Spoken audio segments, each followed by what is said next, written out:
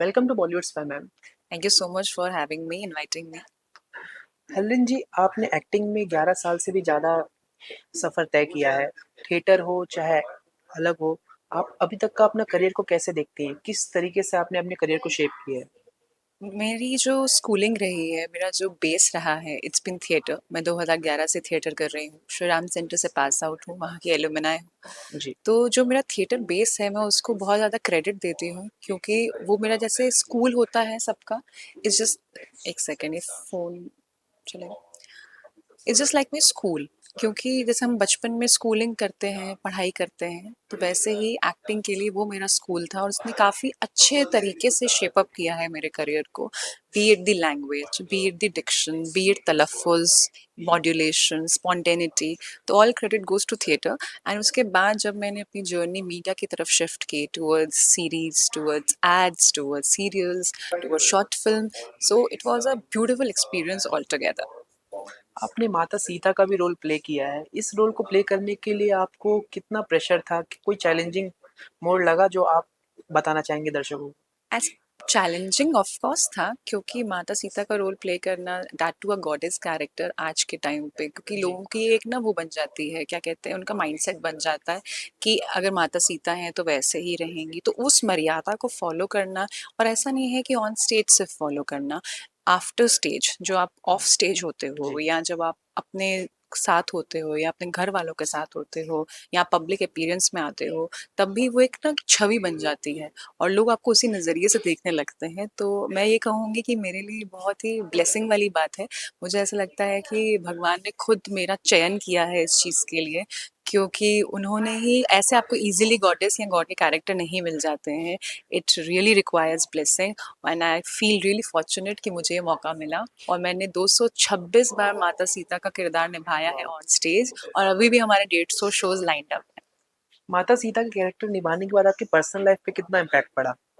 मैं हमेशा से बहुत काम और कंपोज्ड थी as a person, as a human being, पर माता सीता का किरदार जब मुझे मिला तो उससे एक और खूबसूरत चीज़ मैंने अपने आप में डेवलप की कि जितनी मैं काम एंड कंपोज थी, मैं उससे शायद 20-40% और हो गई और ज़्यादा चीज़ों को समझने की जो शक्ति होती है, जो कैपेसिटी होती है, वो मेरे अंदर आ गई। और ज़्यादा धैर्य, सहनशीलता और कैसे अपने आप को बेहतर बनाने की चेष्टा होनी चाहिए, उसकी समझ थोड़ी ज़्यादा हो गई। थिएटर और ऑन स्क्रीन एक्टिंग में आप क्या मेजर डिफरेंस बता सकती हैं होता है? देखिए, दोनों ही एक अलग-अलग अपने प्लेटफ़ॉर्म्स हैं और दोनों ही बहुत खूबसूरत है अपने आप में। मैं दोनों को कभी कंपेयर नहीं करना चाहूँगी, क्योंकि हर चीज़ के प्रोज़ और कॉन्स होते हैं। तो जैसे थिएटर की खूबसूरती ये है कि अगर मैं आपसे अभी ये कह दूँ कि देखिए वहाँ चाँद है, अगर मेरे डायलॉग में कुछ ऐसा है, देखो वहाँ चाँद, तो सब घूम के देखते हैं एज़ एन जी। ऑडियंस। लेकिन वहीं हम कैमरा पे वी लिटरली विजुअलाइज़ इट, तो हम लोग उसको दिखाते हैं, हम लोग चाँद को एक दिखाते हैं। On the other hand, camera में आपको बहुत बारीकियों से बहुत छोटे-छोटे एक्सप्रेशंस, एज़ इन थिएटर थोड़ा-सा, कितना भी आप कह लो कि हम बहुत सटल करते हैं, बट समहाउ थोड़ा-सा हमें हैंड मूवमेंट्स आज के दौर में जो हम भी प्ले कर रहे हैं, हमारे नाम, जो produced by felicity theatre Rahul sir के थ्रू है, वो उसमें भी हम लोग, हमारी कोशिश यही है, हमारे डायरेक्टर गौरव सर की, कि जितना हो सके हम लोग सटल करें। बट कैमरा में और सटलिटी आ जी। जाती है कि जैसे अभी मैं आपसे बात कर रही हूँ तो कितना कितना आई मूवमेंट होना चाहिए, एक फ्रेम सेट होता है। थिएटर में still we have a wider frame. Theatre में हमें ऑन इंस्टेंट रिस्पॉन्स मिल जाता है ऑडियंस का, कि ऑडियंस तुरंत रिस्पॉन्स देती है अगर उनको कुछ अच्छा लगता है, बुरा लगता है, तो you get to meet them in person instantly. Camera में क्या होता है कि ऑडियंस को ऑब्वियसली अच्छा लगता है, सब ऑडियो, कैमरा की अपनी खूबसूरती है कि ऑडियंस को देखती है, फिर ऑडियंस वो मिलने के लिए वो रहती है, बेताब रहती है कि मेरा चहीता फेवरेट एक्टर है या जी। एक्ट्रेस है। तो दोनों ही अलग-अलग प्लेटफ़ॉर्म्स हैं अभिनय करने के और दोनों ही अपने आप में बहुत खूबसूरत हैं। कैमरा से आप कितने भी वाइड एंगल्स जो भी आप दिखाना चाहो, कैसे भी वो दिखा सकते हो। थिएटर का एक सेट होता है कि आप उसी टाइम फ्रेम में और उसी उसमें दिखा सकते हो। Theatre is like one go, camera में आप एडिटिंग होती है, रीटेक होता है। तो दोनों ही अपने आप में चैलेंजिंग भी है और इंटरेस्टिंग भी है। दोनों मीडियम में से आपको किस मीडियम में ज़्यादा सैटिस्फैक्शन मिलता है काम मैंने करके? जैसे पहले कहा कि ऐसा मैं किसी एक प्लेटफ़ॉर्म को नहीं चुन सकती, क्योंकि theatre has been my school और स्कूल जो होता है वो हमेशा ही आप उसको, आपका बेस रहता है, फाउंडेशन रहता है। On the other hand, camera जितनी भी इवॉल्वमेंट है, जितनी मेरा एज अ पर्सन या एज एन एक्टर मैं इवॉल्व कर रही हूँ, बतौर कैसे सटिलिटी और लानी है, तो कैमरा की अपनी खूबसूरती है, तो जी। मैं दोनों में से किसी एक को चुनना थोड़ा मुश्किल है।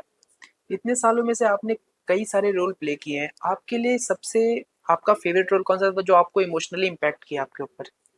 ऐसे 2 रोल्स मेरे लाइफ में रहे हैं। On camera it's been Mandodari character which I have played for Swasti productions, Shrimad Ramayan serial.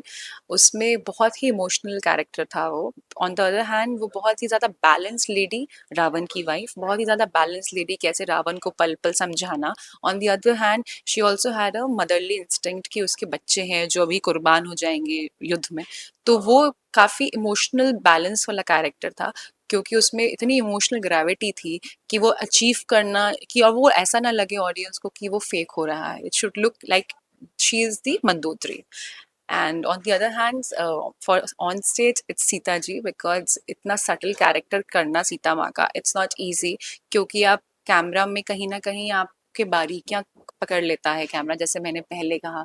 तो अगर आपको हल्का सा मुस्कुराना है तो आप मुस्कुरा देंगे, कैमरा इजीली पकड़ लेगा। But on the other hand theatre में क्या है, अगर आपको सटल करना है, क्योंकि जैसे मैंने पहले भी कहा हमारे डायरेक्टर ने उस प्ले को पूरा सटल तरीके से बनाया है कि कोई भी ओवर द टॉप नहीं करेगा।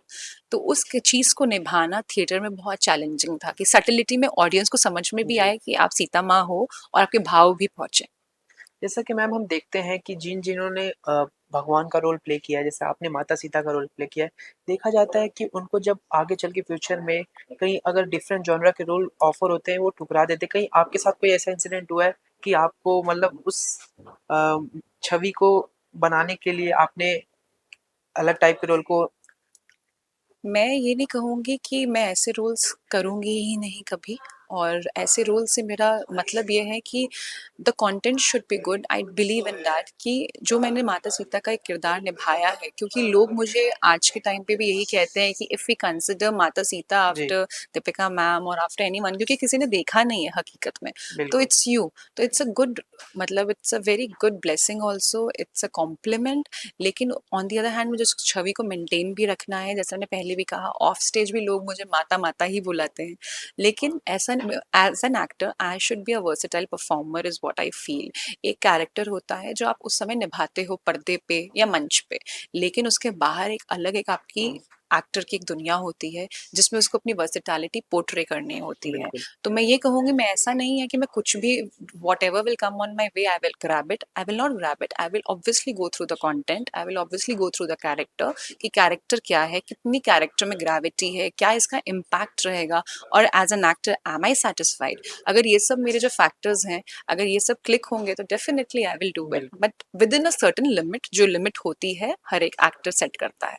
क्या कोई करंट प्रोजेक्ट है जिस पर आप काम कर रही हैं, हमारे दर्शकों को बताना चाहती हो? मैं करेंटली काकभूषुंडी रामायण पे काम कर रही हूँ, जो प्रोड्यूस बाय सागर वर्ल्ड है। ऑन द अदर हैंड मैं कर रही हूँ थिएटर में हमारे राम, जिसमें सीता माँ का कैरेक्टर निभाती हूँ। इसके अलावा मेरे काफ़ी एड्स वगैरह और ये सब चलते रहते हैं, और अभी एक रिसेंटली शॉर्ट फिल्म भी शूट करने जा रही हूँ। आजकल मैम देखा जा रहा है कि ओटीटी का ट्रेंड बहुत चल रहा है। ओटीटी प्लेटफ़ॉर्म ने बहुत से न्यूकमर्स के लिए दरवाज़ा खोल दिया है। आप इस प्लेटफ़ॉर्म को किस तरीके से देखती हैं? ओटीटी बहुत ही अपने आप में खूबसूरत है, क्योंकि जब कोविड में ही आई गेस ये सब इवॉल्व हुआ था।